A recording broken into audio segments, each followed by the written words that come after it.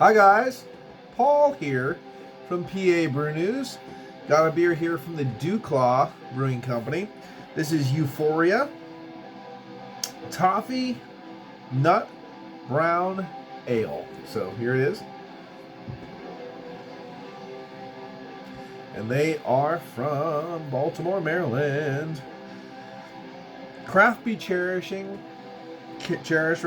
rules be damned. DuClaw Brewing Company.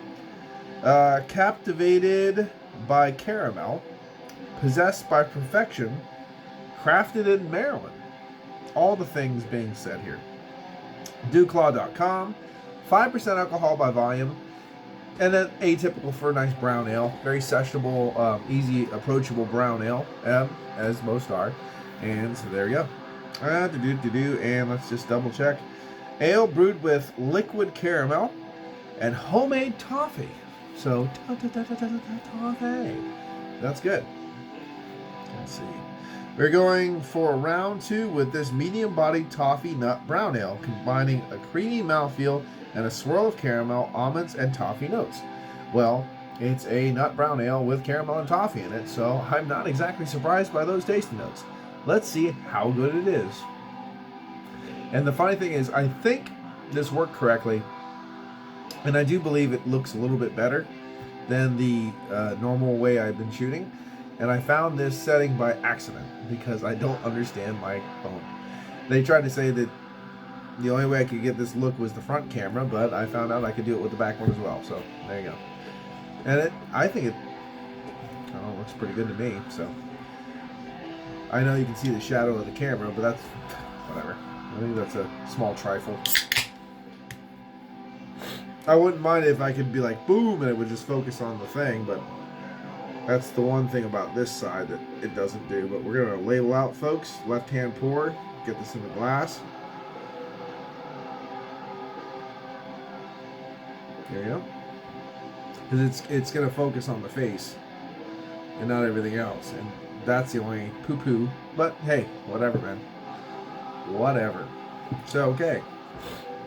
Up to the light. Wow. Just bursting with ruby chestnut hues through this one.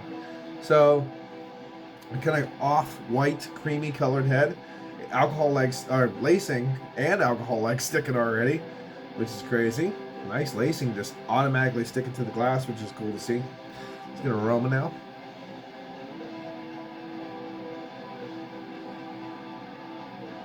Yeah.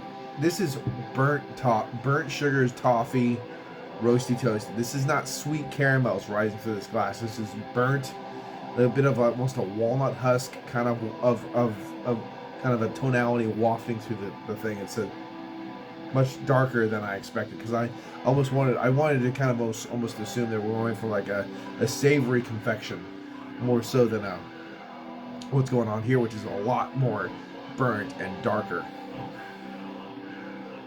Cheers.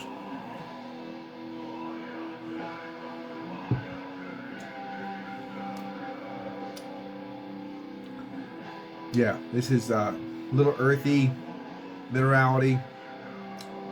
That kind of copper coin earthy bitterness in the background. Burnt caramel. Burnt toffee. Those kind of tonalities. Little roasty toasty tonality. Like toasted brown bread crust. This is a dry beer. This is a drier beer. This is not a sweet treat to enjoy. Okay, when it was describing it a little bit more, I was expecting more like a sweet caramel wafting through because I didn't know how it was integrated into the beer. This is a dry beer. This is a interesting beer and it has some interesting flavors, but it's a drier beer. But I can see it being easily sessionable as well because of that dryness.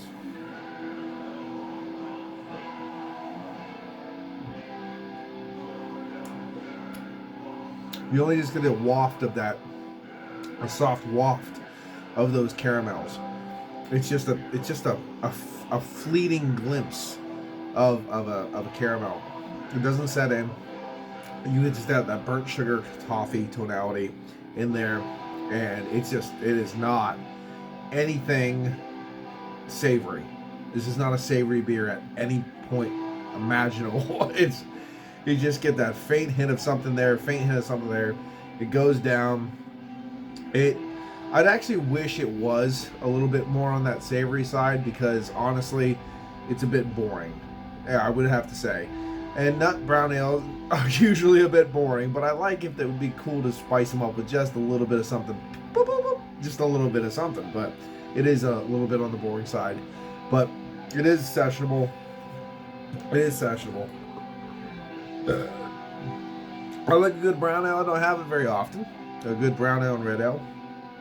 Definitely don't have them very often, but there's nothing wrong with them.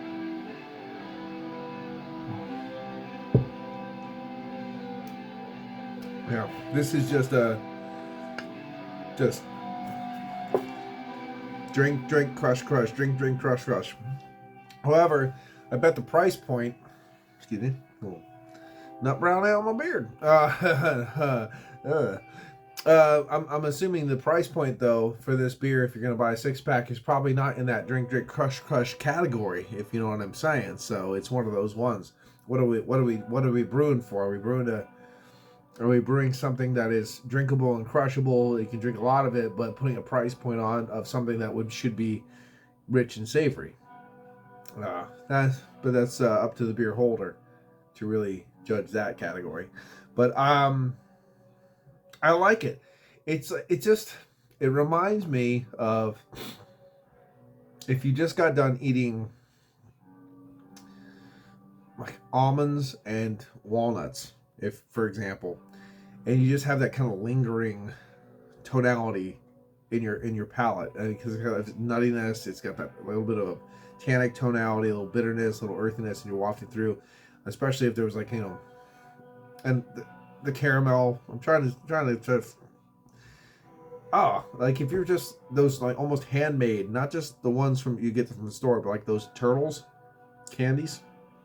Sometimes you get those big sons of bitches that are more handmade. You get done eating that, and it's an afterthought. So the sweetness is gone, but you have a little bit of that caramel tonality still left, a little bit of that nutty tonality still left, and you're breathing it through. It kind of reminds you of that a little bit.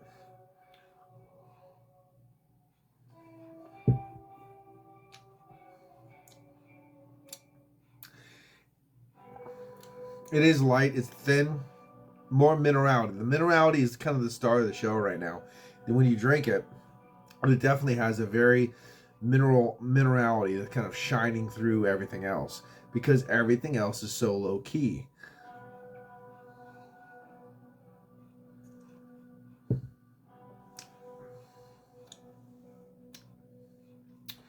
Kind of I'm right now, I'm going to say this, I would consider this textbook, but I'm not going to go higher than that, because of the fact that there's a lot of holes in this beer where there should be flavors coming through doing things, and there just isn't. I can't. It's a brown ale. I'm trying to tell myself it's a brown ale, so don't beat it up too bad for being thin and being lackluster and this and this. For caramels, like, you know, I'll put all this liquid caramel in it. Well, you're not really getting anything there. It's just like this like piffy nuance of a caramel in the back that you just don't even get a lick of sweetness from. You know what I mean? And the toffee again is just more of a side note. It's like kind of like, oh, there it goes. Like it's just a car that passes by. You don't get a chance to touch it or look. You just go, oh, there it is. It's gone. And that's kind of what those are in this beer. So for a brown ale though, and for the toffee stuff, I am getting a tonality of that. I am getting a tonality of the caramel. It's not bombastic. It's not what I would really want in it, but it is there. So it is as advertised. I definitely would say. And it is a brown ale, so I would kind of like throw this in the textbook category, and I'm going to be nice to it. I'm going to give it a 7.5. I'm going to give it the 7.5 textbook category. For the Euphoria, I would like a little bit more from this one. Just a little bit of a sweet caramel wafting through the beer would just lift the whole experience. But unfortunately, that didn't happen. But epic lacing. Look at the lacing. Nice. Nice lacing. So, anyway, this has been PABrewNews. Cheers. Bye-bye. Watch that video. Here it comes.